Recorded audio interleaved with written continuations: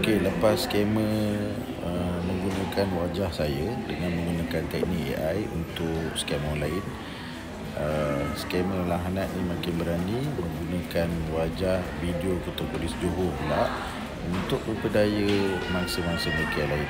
Assalamualaikum, saya Senior Deputy Commissioner Polis. Syukur Alhamdulillah duit bantuan dari Datuk Abdul Malik dah saya ambil dalam bank. Bila korang nak sila WhatsApp Datuk Abdul Malik.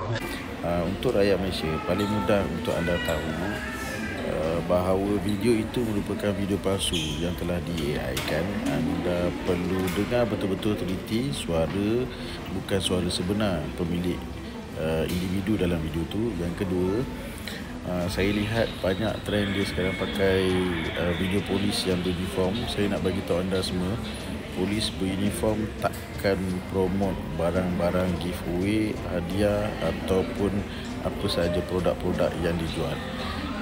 Kita tak jual produk So kepada anda semua yang percaya sangat yang kononnya ada giveaway lah, ada jual produk lah, rajin-rajin tengok video saya. Saya dah ajar macam mana nak tahu video itu menggunakan teknik AI ataupun tidak. Tak nak kena scam, dengar cakap Rahmat Fitri Abdullah.